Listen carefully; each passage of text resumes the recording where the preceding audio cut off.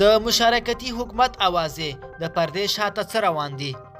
په افغانستان کې د کرونا وایرس د مخنیوي تدابیر حکومت او خلک ظاهرا دومره بوخت کړي چې عامه ذهنیت د سیاسي روانو کیسو ډیر نه دی خبر.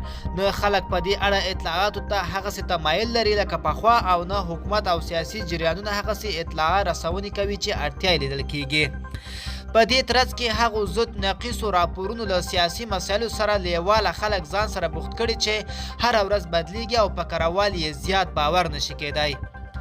مشارکتي حکومت یوه اوازه په دې ورځو کې دا ده چې ولسمشر غني له سیاسي مخالفینو سره یو د مشارکتي حکومت په نوم د یوه ګډ حکومت جوړولو ته راضي شوی. د دغې اوازې له مخې د ولسمشر دفتر د لوی رئیس په توګه د شاکر کارګر د مالیې وزارت سرپرست او نومان په توګه د عبدالهادي ارغندیوال ګمارنې د همدې طرحې یوه برخه ده.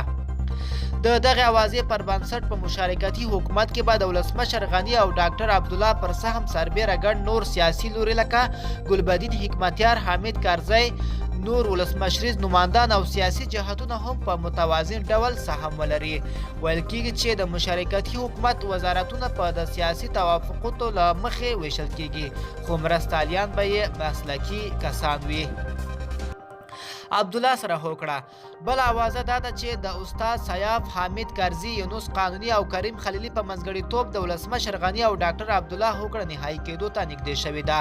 د دې اوازې له مخې ولسمشر غني په ډاکټر عبدالله ته د مصالحې د عالی شورا او ریاست او استازو ته په کابینه کې ونډه مني. په ولایتونو کې هم د ډاکټر عبدالله پلویان ته د ونډې ورکولو اوازه موجود دي.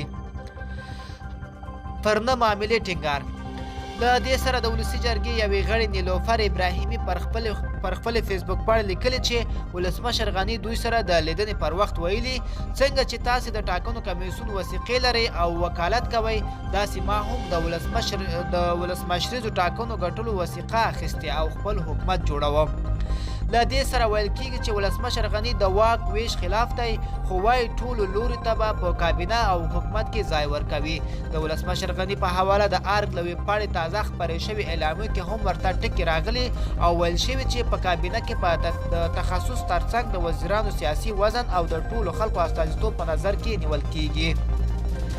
د غني مخالفینو جنجال یوه اوازه دا ده چې د ګلبدین حکمتیار په کور کې د ډاکټر عبدالله او د حکومت د نورو مخالفینو د ګډې غونډې پر وخت کې د دوی ترمنځ جنجال شوی دی. د جنجال دلیل د ولسمشر غني پر وړاندې د عبدالله نرمۍ ګڼل شوي او هغه د خپلو متحدینو لخوا په بې ثباتۍ تورن شوی دی. خو رسمي سرچینو په دې اړه څه نه دی ویلي. اوازه دا هم زیاتوي چې د عبدالله څو متحدینو حاجي دین محمد، کریم خلیلي، محقق او انورالحق احادي هغه ته ویلي چې د ارګ پر وړاندې د نرمۍ خبرو پرده د دوی بې باوري پیدا کړي او ممکن نور هر ډول په مستقل ډول ارګ سره په مذاکراتي مصروفه شي. د عبدالله ختمېدونکی مهلت له دې سره د ډاکټر عبدالله هغه لاس ورځنی مهلت په پوره کېدو دی چې یو شمېر سیاسي مشرانو ته به یې د ولسمشر غني ترمنځ د منځګړیتوب لپاره ورکړی و. د سیاسي مشرانو یوې ډلې تېره شپه له ولسمشر غني سره په ارګ کې لیدلې. اوازه ده چې لیدنې د روغې جوړې په تړاو کومه مثبته پایله نه ده ورکړې. سرچینو ویلي چې ولسمشر غني د سولې په هڅو کې عبدالله ته د لوی ونډې او یو شمېر پلویانو ته یې په کابینه کې د ځای ورکولو خبره کړې، خو د مسایلو په یا بل ډول ویش خبره یې نه دی منلې. د دې ټولو مسایلو په اړه باوري او رسمي سرچینو څه نه دی ویلي. ملګرو دا زموږ تازه خبر. د لا ښکلو ویډیوګانو لپاره زموږ چینل سبسکرایب کړئ.